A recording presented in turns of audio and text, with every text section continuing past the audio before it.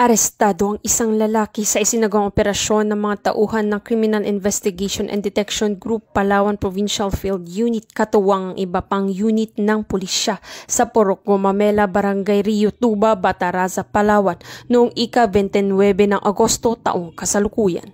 Kinilalang sospek na si alias Boy Muslim, 56 anyos, residente na nasabing barangay. Batay sa ulat, pinangunahan ng Criminal Investigation and Detection Group Palawan Provincial Field Unit ang operasyon kasama ng Regional Intelligence Division 4B at mga kasapi ng Provincial Intelligence Unit Palawan Police Provincial Office, First Palawan Mobile Force Company at Bataraza Municipal Police Station. Isinagawa ang operasyon sa bisa ng search warrant na nilagdaan ni Honorable Paz Soledad B. Rodriguez Cayetano, Executive Judge ng Regional Trial Court Palawan noong ika-28 ng Agosto taong kasalukuyan. Nakumpiska mula sa sospek ang mga sumusunod na ebidensya, isang caliber 45 arms core pistol na may serial number, 2 magasin at may 19 na bala ng caliber 45, 2 caliber 38 revolver na walang serial number at may 15 na bala, isang olive green na slim bag, isang como green slim bag, isang olive green pouch at iba pang drug paraphernalia.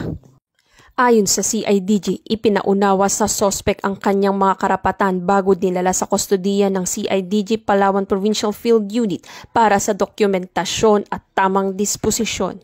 Ang matagumpay na pagpapatupad ng oplang paglalansag Omega sa Palawan ay patunay na patuloy na kampanya ng kapulisan laban sa iligal na pagmamay-ari ng baril at paggamit ng droga. Ipinapakita nito ang determinasyon ng CIDG at ng iba pang unit ng Philippine National Police na tiyakin ang seguridad at kapayapaan sa mga komunidad lalo na sa lalawigan ng Palawan.